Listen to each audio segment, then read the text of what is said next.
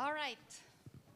Next session is session number 3, Powering UK MENA Trade.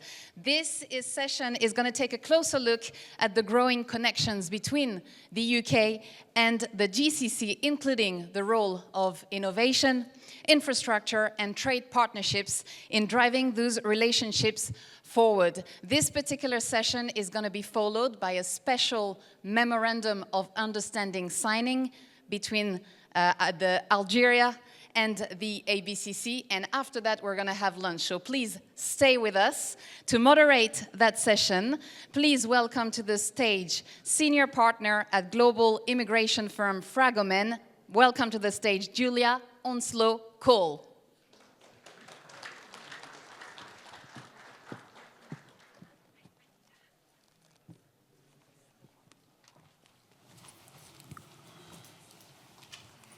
Well, thank you very much. It's lovely to see everyone, and we're going to be talking about powering UK MENA trade, and we're looking at the role of innovation, infrastructure, and also we've got a very special update on the GCCUKFTA. So we're very privileged to have the chief negotiator of that trade deal on our panel. We have the British Consulate General to Dubai and KARIM, who is the CEO of the London Chamber of Commerce and Industry. So, as Sarah said, my name's Julia ONSLOW-COLE, and I'm a partner of FRAGOMEN, which is a global law firm, and we provide immigration and mobility advice. And I lead our government advisory practice. I spend half my time in the Middle East, in Dubai, Saudi, and Qatar. And I've been advising governments on immigration policy and talent mobility strategies for several years. I'm also the chair of the board of the London Chamber of Commerce and Industry, and I sit on the board of the Dubai International Chamber. And I'm really, delighted that we have these speakers today with particularly unique lens on UK MENA trade.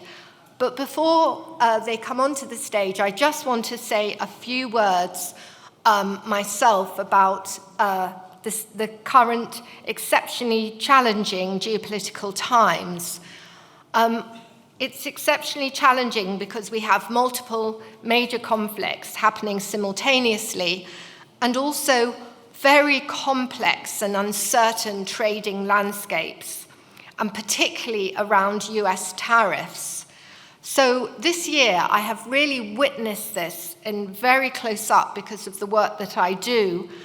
And we've seen an unprecedented amount of activity with governments who are very keen on obviously promoting growth in their own countries and supporting their businesses. So this year, as well as spending a lot of time in the Middle East, I've also been to Costa Rica, and I've been with the government in Costa Rica, who were looking very much at changing their immigration policy to attract talent. I also gave a keynote speech in Melbourne about how the Australian government could change their immigration policy, and in particular, how they could change their student immigration policy to attract those students who otherwise might have been going to the US. With KARIM FATEHI, the CEO of the London Chamber, he and I also went to Hamburg, and we were very pleased to have meetings with the UK's ambassador to Germany. And again, we believe that there will be an agreement between Germany and the UK shortly. And I'm actually about to go to Vietnam with the Vietnamese government. So all around the world, we're seeing governments looking for different trading partners, looking at producing trade agreements. And I must say, our UK government has been absolutely outstanding at the speed at which they are really forming these trade agreements and really helping businesses.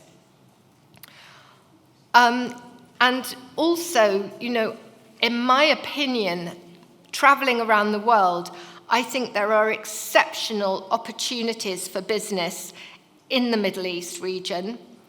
Last week, we had a board meeting of the Dubai International Board, and we had a readout of the very latest statistics on FDI and GDP and progress on major projects, and it was all extremely impressive.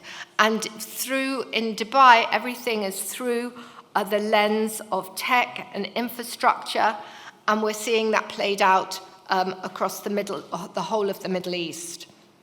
So I'm looking very much forward to this session, and I think we are ready now to invite the panel to the stage.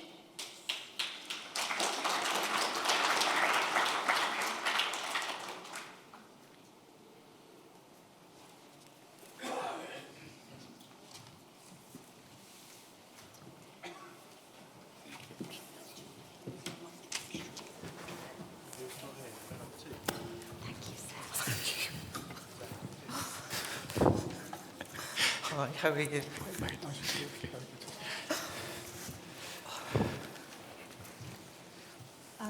So I'm just going to ask our esteemed panel to just give a couple of minutes introduction each. So if I could start with you, Sarah. Thank you very much. First of all, I apologise for being a bit late. We had the Circle line down, I couldn't get a taxi, I couldn't get a bus, and I got an Uber which appeared to go backwards, so I feel very much back here in London now. So I'm His Majesty's Trade Commissioner for the Middle East and Pakistan, and I'm also Consul General Dubai and the Northern Emirates. My mission, my totality of my mission, and this covers my entire career, has been to support UK economic growth through internationalising companies and supporting bilateral investment that goes both into the Gulf, into the Middle East, into North Africa, but also into the UK. I think it's a really exciting time where we have this tantalising moment where we could get the GCCFTA, which would sort of broaden those arteries of trade. We have, the industrial strategy, which was announced this morning, and you'll see things that are coming out over the next few weeks that support this. So this is a really exciting time, and I want to thank you very, very much for inviting me to speak here today. Fantastic. And Tom?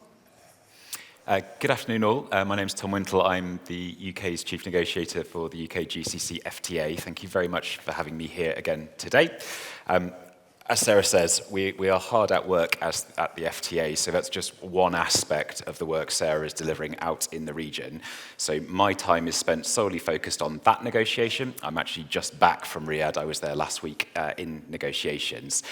The FTA, coincidentally, was launched 3 years ago yesterday. So it's been a long period of work, both under the previous UK government and under this UK government. And as Sarah says, the size of the opportunity for a mutually beneficial deal here is huge. So our new Secretary of State, Jonathan Reynolds, the Trade Minister, Douglas Alexander, it was the GCC that they chose to visit first when they came into office. And that political will to reach a deal that works for all parties remains absolutely there, proceeding at pace to reach something that works for everyone. I can update a little as we go, but I'll leave that there. I'll let Karim introduce himself. Thank you, Julia. Thank you, everyone. I'm KARIM FATEHI. I'm the CEO of London Chamber of Commerce. And London Chamber of Commerce is a pivotal organization in supporting businesses across London and Greater London. Previous to London Chamber, I used to be the CEO for United Corporation, who I set up about 33 years back. A successful organization that worked very closely in Greater Middle East as well. Thank you. Thank you. Thank you. It's really rare that you have such an amazing combination of somebody who's actually won a Queen's Award for exports and founded a business in the Middle East and is the CEO of the Chamber. So thank you very much, Karim. So, Sarah, could you talk about UK's contribution to the GCC region, particularly in the area of innovation and infrastructure? Yes, I certainly can. I think that innovation is part of the DNA of of the UK. We are one of the most innovative countries in the world. And our history with the Gulf and with the Middle East and North Africa, you know, there are sort of like key points of areas where we've supported innovation and infrastructure and innovation in those areas. I mean, I think, you know, it was 1932, the UK supported the first airport in the Gulf in Sharjah. You know, this is an incredibly exciting moment. And so these points of innovation are pulled out all the way through our history with the Gulf.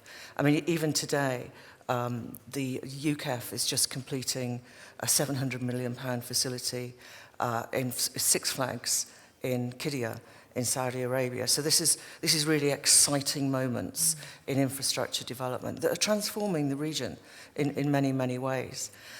You know, the city master plans and the skylines across the Gulf, you know, British know-how, UK know-how supported those developments.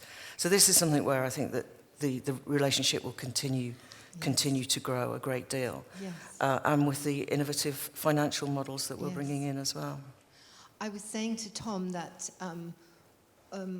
we're trying very much to support the DBT, and also we had one of the great events in London we supported and sponsored just a couple of weeks ago.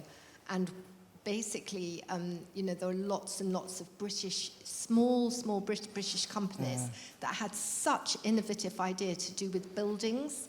And so then they had, you know, potential buyers from Saudi who are doing huge construction. And I was saying to Tom that, you know, I know nothing about, well, buildings. I know a lot more than I did, you know, before that. But, you know, there was incredible innovative technology, like, for example, in the lights, they could actually say how full the room was, so that they actually put them in universities. And they found that, you know, one quite egotistic professor was hiring this huge ballroom every day, and they had no one in it. But they detected it through the lights, you know. So it was really, really great technology that all of these businesses came together, offering different parts of, you know, huge constructions. Yeah. I do think that supply chain, the UK ability to provide supply chain in these areas is incredible. Another building that springs to mind is Zaha Hadid Architects, which is the most integrated AI building in the world in UAE. So this is what the UK can bring to the UAE. But also, you know, this is a partnership, and there's an awful lot of Gulf innovation in the UK as well. I mean, I'd look at things like, you know, Qatar-backed Rolls-Royce small modular reactors, you know, which are winning business here in the UK. You know, this is a two-way traffic, and very much I see the future. And this I think goes across Middle East and North Africa. Future success in business will be through partnerships. Yes.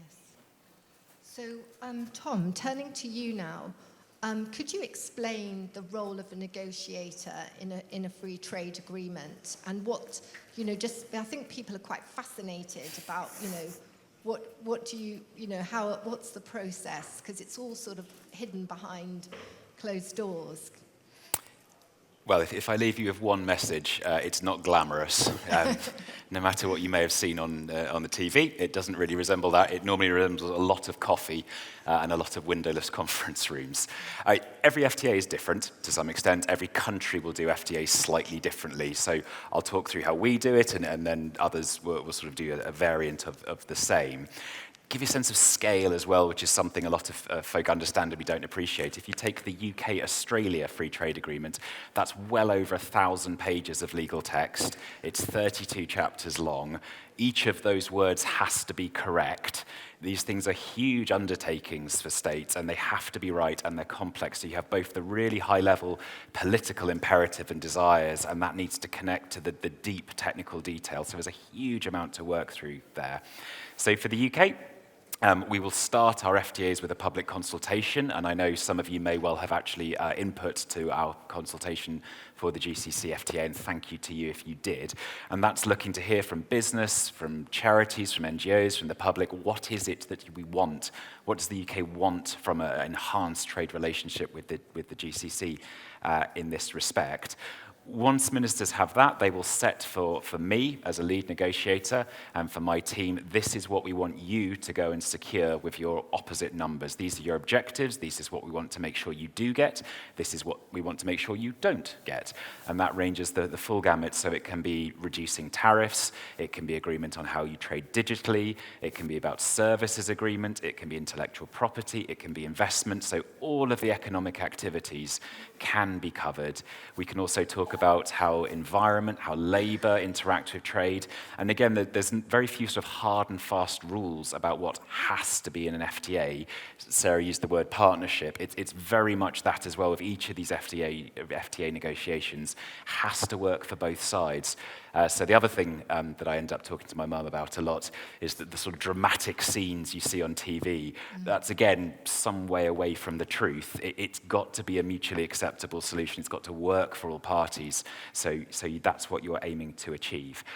I have a team, and sort of there's dozens of UK negotiators from all the different departments that have been involved in this. And then for the GCC, there is a single lead GCC negotiator, His Excellency Dr. Raja. There is then a lead negotiator for each of the GCC countries. And then again, they will have a team of dozens of lawyers and technical experts. We're normally meeting in rounds, so we'll come together for a week or 2 weeks. We alternate between Riyadh and London. And again, those are then my favorite windowless conference rooms, where we sit and we go through the chapters and these hundreds, thousands of pages of legal text. What can we agree? What do I want? What does Dr. Raja want? Where can we broker? Where can we trade off? What can't be agreed? Ministers get involved, both in sort of setting the overarching direction and sometimes on key aspects where there's a question coming back.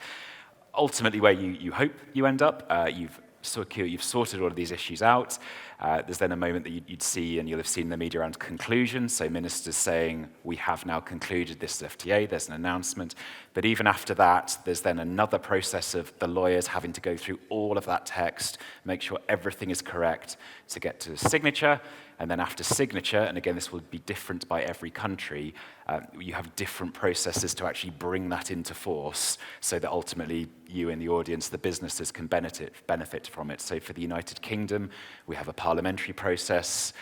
We have a sort of called a CRAG process to actually put this into our law. And again, that will be different by every member state. So one of the fascinating elements of this negotiation is sort of one and several. So there's both the UK, it's then the GCC as a whole, but also 6 member states. And you have to get all of those pieces aligned to ultimately get to the conclusion point.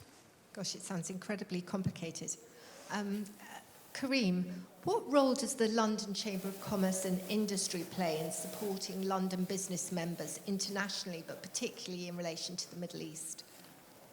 Thank you, Julia, and thank you very much. And my thanks to Tom and Sarah as well for the great job that they're doing, because London Chamber of Commerce is basically advocacy organization that is support to our members, which we have over 10,700 active members within London and Greater London.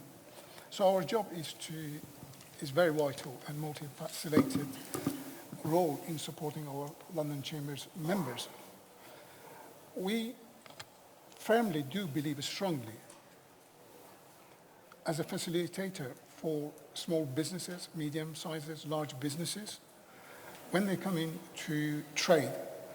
And basically what Tom and Sarah, they were mentioning, we are complementing the great work that they are doing on behalf of the government when it comes into advocating what Great Britain can do, because we got a great civil servant that they do support our mission as well, greatly, to be able to promote UK PLCs when it comes into international trade.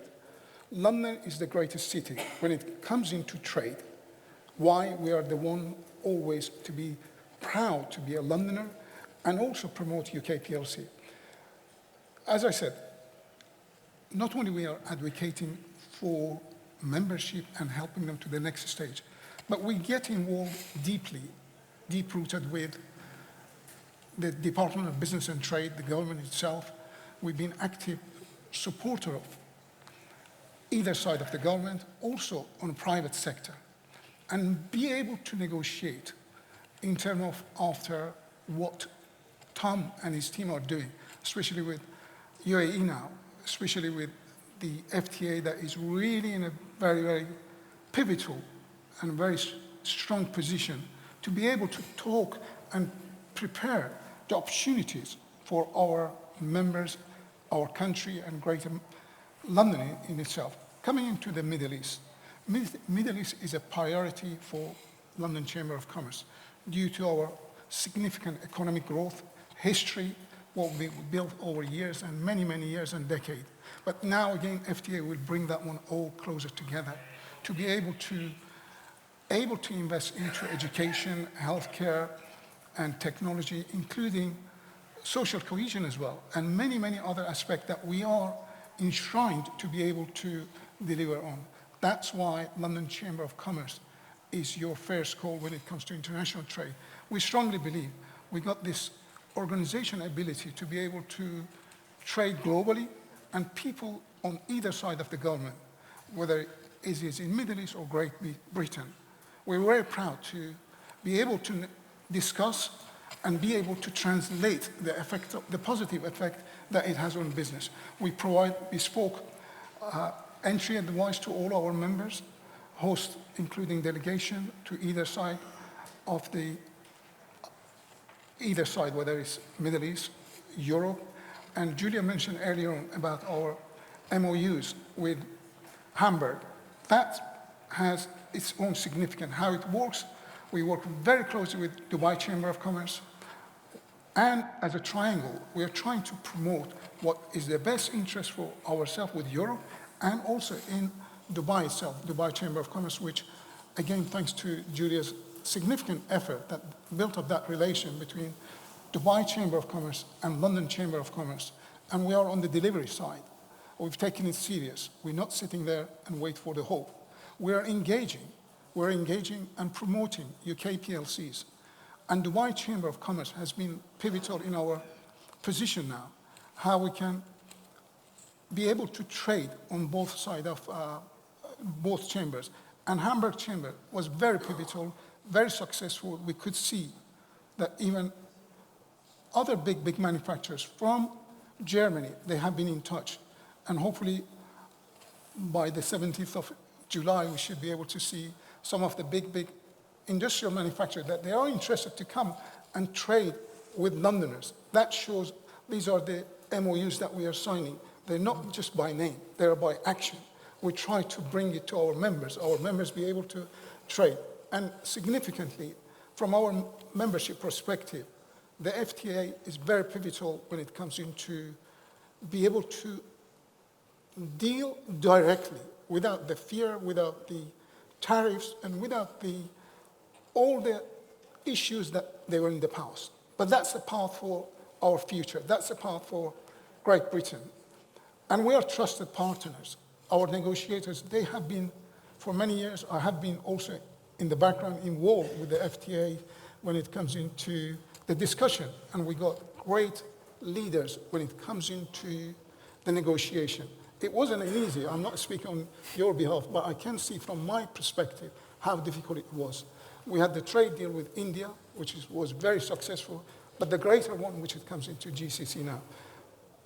Obviously, from my perspective, this is what the chamber it is, and more than happy to talk to every one of you, and most welcome to London Chamber of Commerce, who will be your partner for trade, for investment, and make it possible for all of us to enjoy the strong relation what we built up. Thank you very much. Thank you, Karim. So Sarah, the UK has an industrial strategy, and that has 8 key areas, and I wondered if you could just explain what they are, but also how does that marry up with all the visionary strategies like D33 of Dubai, also the whole of the GCC diversification plans. So if you could explain, I think that'd be very interesting. Yes, so, and it was trailed heavily in the press over the previous weeks. the industrial strategy was launched this morning.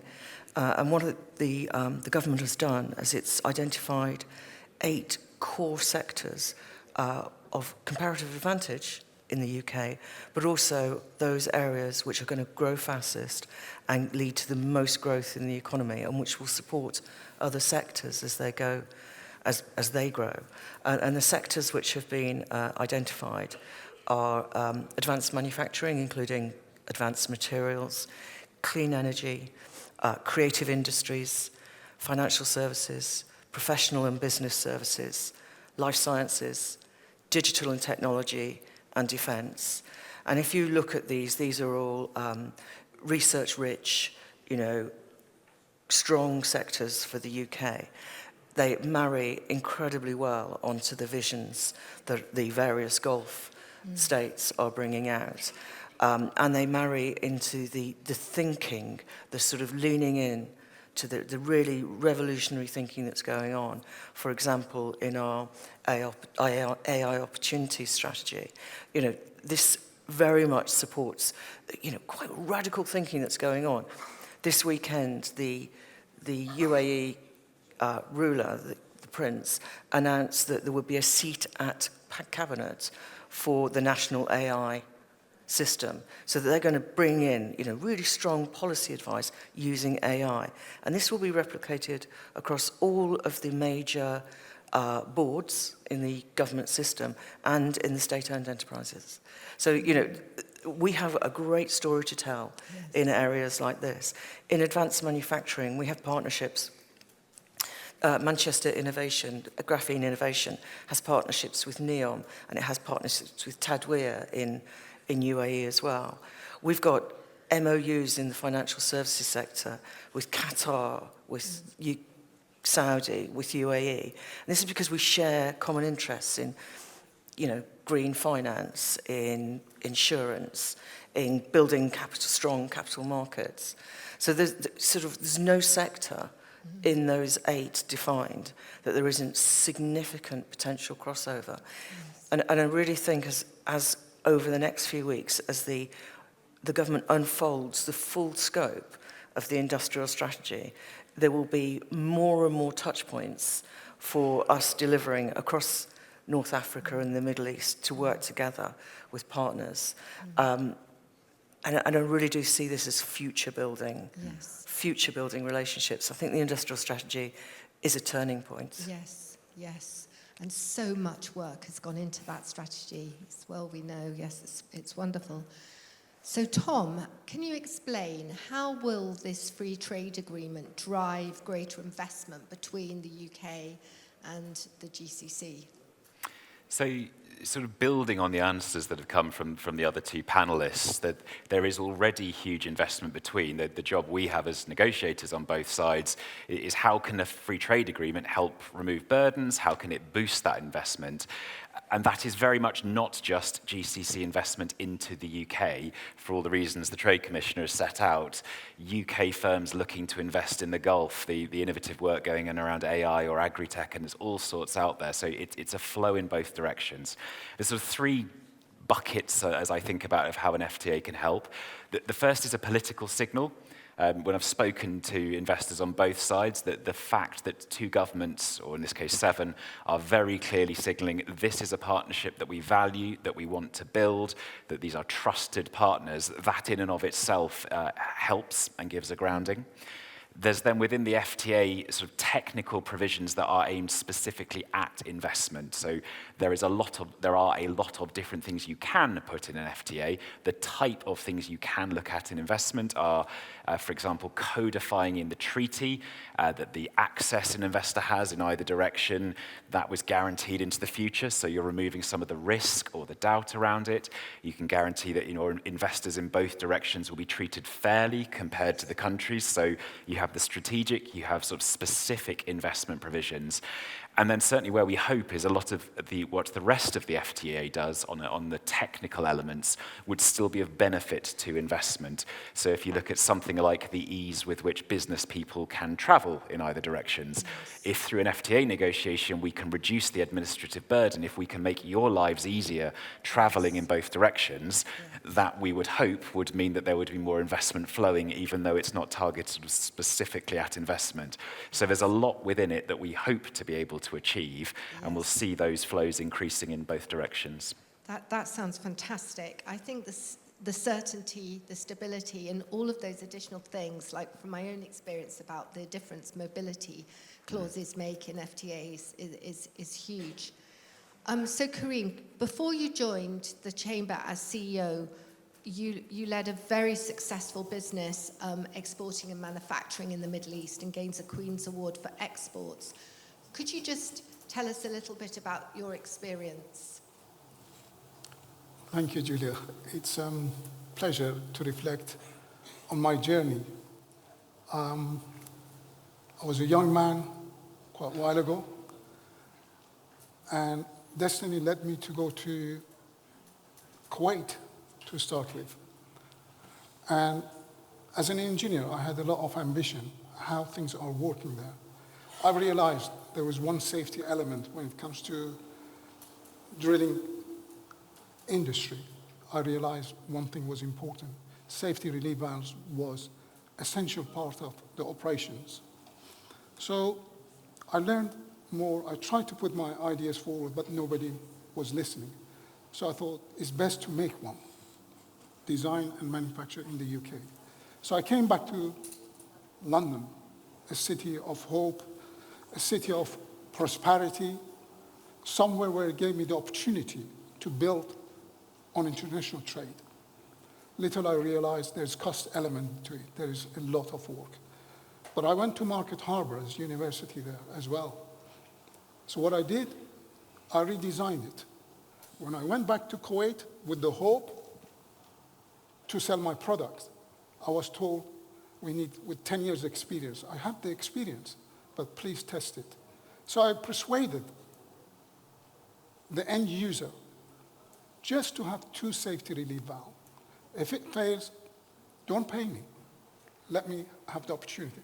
They said, no, 15 years was the minimum, but we'll give you the opportunity for 10 years.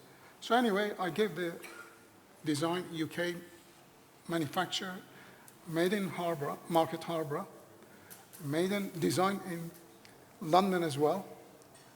And beyond that one, the product eventually got to the main refinery in Al Ahmadi. 2 months later, I had a big order. I could not finance it. Can you imagine? But I was lucky. I persuaded. I ended up selling 74,000 safety relief valves across the entire Aramco, Saudi Aramco, in Jubail, set up facility. I was able to do the same thing in Qatar. I was able to do it across the Middle East. But I started to expand more on gas compressors, air compressors, you name it.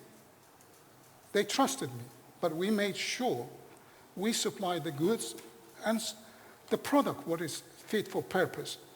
That's where it comes into United Kingdom. Ability to be able to manufacture, ability to be able to sell. And was the turning point. But again, in 2012, I had the first Queen's Award for export. Then I had the second one. I was privileged to have an MBE, but I didn't stop there. I wanted to make sure my hope turns to new generation. My hope turns to opportunity for the others that they seek to be able to do what it was difficult for me at the time. So I worked very closely at the time with UKTI with the hope to build on their strength. When I had every opportunity to be successful, then I realized I need to turn it around to be able to provide the same thing. I had the opportunity as well. In addition to the build-up to my products, I had $1 million acquisition of the business. But that didn't stop me. Above the most important thing, I had the call from someone who's sitting on my right-hand side and says, how is it going? And I was really privileged to be part of this journey of coming into London Chamber of Commerce, which something added to my all excitement of being able to transform my experience, my hope, my ambition, what we can do in the UK, what is the Middle East is doing, how they do it. So I managed to build up the bridges as much as I can. That was the journey which I genuinely, wholeheartedly touched my heart, moved in forward, and I am enjoying what I'm doing. As the CEO of London Chamber of Commerce, less than 2 years, we achieved so much altogether. And we achieved so much. We built up a strong relation with DBT, with the government, to be able to get my journey, my dream, what I had, to turn it translated to the others. And today I'm sitting in front of you today with the hope that we can do it even stronger altogether. And the FTA team are making it even much more exciting for us for month or year to come. And I thank you again. But I have a lot of story to talk about it. I have a lot to say. But believe in yourself, be committed, and when you are committed, your hope will flourish. With the hope, you can move forward. Don't give up first time. Don't give up second time. Third time, you will be able to get on the table and be able to do exactly what I did. So thank you very much, everyone. Thank you, Julia. Yeah, thank you, Karim. That's so inspiring, and it's such a privilege to work with you at the Chamber. So Sarah, what would your words of advice be to businesses now that are really excited about exporting to the GCC region, but they've got no experience of operating there? And what assistance can they get from the DBT? As Karim said, we're helping with the DBT and we're helping through the London Chamber, but what sort of advice can you give? I think it's a really exciting time to look at trading and investing in GCC. You know, there is a lot of change and an awful lot of growth going on in these markets, and they are highly attractive to competitive UK businesses. A few things I would say is that, you know, doing business overseas is not easy in any circumstances. So think carefully, do your homework, invest in networks, you know, invest in these international networks, invest in relationships in the region, you know, invest your time there. You won't be able to do business in anywhere across the North Africa or the Middle East without having the relationships in place. Particularly in the Gulf, sometimes decisions can take time, but when that decision is made, act quickly. You know, that there is an expectation that if they can act quickly, you as their partner should be able to meet that pace. And I think that's quite important. I think you should look to utilize, as well as these networks, as well as the significant number of trade shows that go on across the region, which are spectacularly well attended. Think about that as well, just to get a feel for the market and who else is out there, and actually build some relationships with people in the same industries as yourself. My teams across the Middle East and Pakistan are there to help. We will be increasingly structuring ourselves and focusing ourselves around those key industrial strategy sectors. But there are also teams that, you know, will look to support, you know, smaller and medium-sized enterprises outside those sectors. But do look to those teams to help. You know, the names are all there on the web. You should be able to find them. And we can actually provide you with some significant support in how to do business and how to manage those partnerships. Don't forget to look at opportunities like UK Export Finance, which is highly active across the Gulf. And we know that recently they've just brought on even more risk as well. There are a whole series of ways that you can support yourself in this. And I'm going to add another one to it. AI is pretty good. Yes.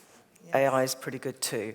And that's the something you can do you know, with your cup of coffee at 6 o'clock in the morning. But yes, do use these DBT teams. They're experts. They're existing markets. I think they're in, across North Africa, they're in Morocco, Tunisia, Egypt, Algiers. We've got DBT teams in Lebanon, Jordan, Iraq. We're looking at Syria. We've got them right across the Gulf. Yes. We've got them in Pakistan as well. And they're experts. Yes, thank you, Sarah. Thank you. So Tom, sort of two questions. You know, do you have any advice on businesses, you know, from the get-go when the FTA is signed? And also, what are the opportunities for smaller businesses using the FTA and also businesses that are already established? So I think once the FTA is signed, there'll be a lot of information that comes out from the department I work for, the Department of Business and Trade.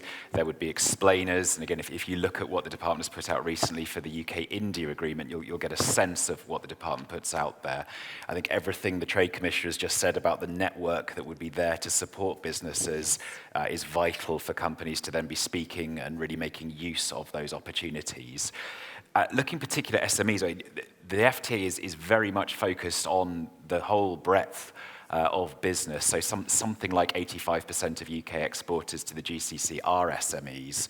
So one of the things we were looking at and working with ministers at the start of this negotiation is how do we make sure the FTA really does benefit the SME community as well.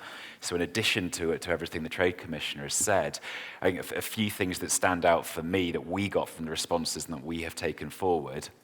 And you can see these it's a publicly available document called the Strategic Approach. We're working towards a dedicated chapter. So if you're an SME, it's all set out clearly there. And then I think two areas that come up a lot in the conversations we have. One is around transparency and ease of access to information.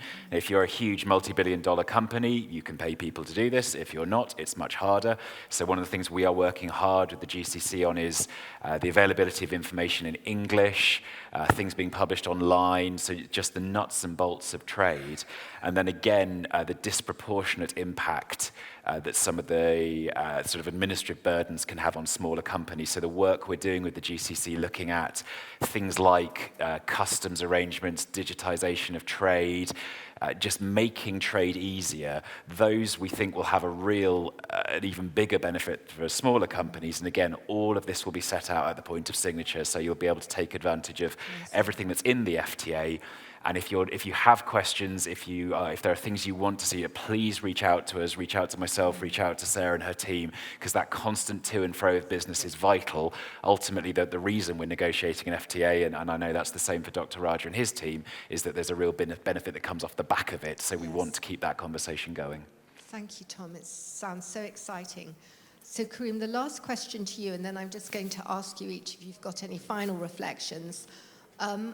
Could you just say what the benefits are for joining the London Chamber, but particularly in relation to support with the FTAs?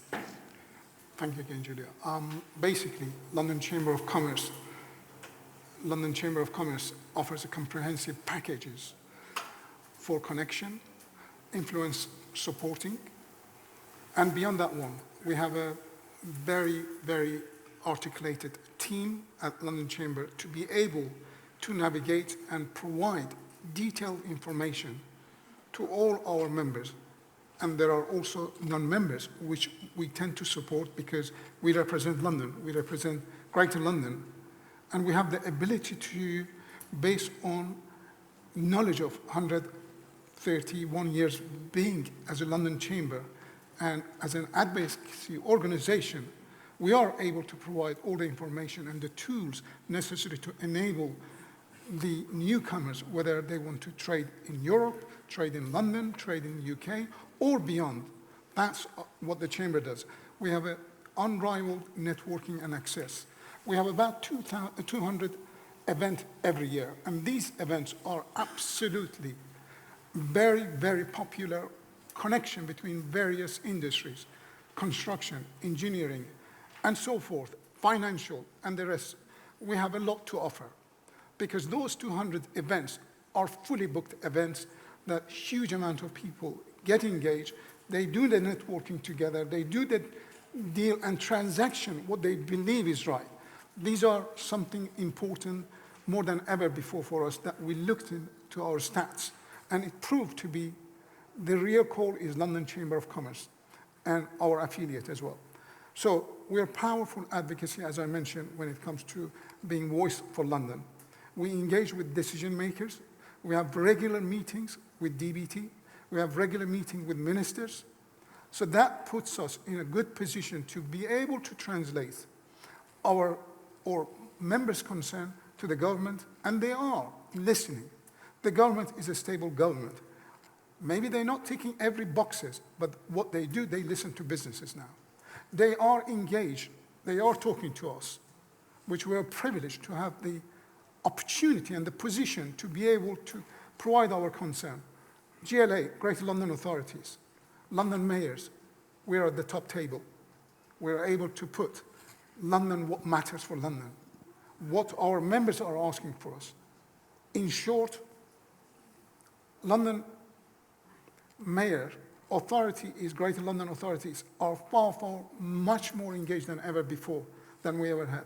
Again, thanks to Julia for paving the way to be able to connect the right platform for our members and ourselves to be able to deliver.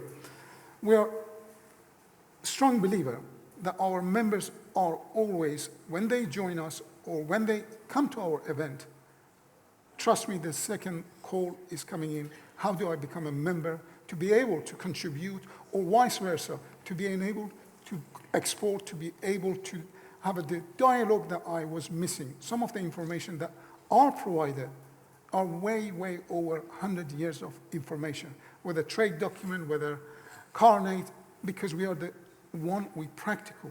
When it comes into practice, we know how to support the businesses. We have an international trade executive team. We have practical business support, resources, export advice, market intelligence, which is more than ever before. If you don't have that market intelligence, then you are basically have to go around and seek for the information, where it's on our website, it is on our platform, and you are able to utilize it. We're there to support businesses. We want to make success. We want London to thrive. We want to compete against Hamburg. We want to compete against New York. We want to do the best, what is best for London and our country. Thank you. Thank you, Karim. So we're just having 1 minute to answers each on the final reflection. But if you could just share some final thoughts, what we've been discussing, Sarah. To me, the UK is the most open, stable, and connected economy in the world. As the centre of trade, the centre of gravity of trade, moves east, the Gulf is a global trading centre. There is a logic to the partnership between that open, stable, connected UK and that global hub. That is the Gulf. When you, underneath that, if you put this exciting modern industrial strategy, you put a GCC FTA, you have an architecture that can support a significant increase in the amount of UK Middle Eastern trade. And I would say to you here, as you look to the Gulf to trade, think about the solutions and the partnerships you can bring rather than necessarily the deal. Put it in the context of a longer-term strategy that leverages the GCC FTA, that leverages the industrial strategy. And I think if you think like that, you are thinking your way to success. Thank you, Sarah. Tom? I think the Prime Minister's made clear growth is the first mission of this government. The GCC FTA can be a way of delivering growth with, as the Trade Minister says, a really exciting region for the UK. We'll keep working towards that. There's such strong political commitment to reaching a deal, but alongside that, we really want to make sure we are continuing to hear your voice. So you have quite a few members of my team here today. If you're not already on our mailing lists, please do get in touch. It's fantastic how you've set the scene and given us all of these insights. So thank you.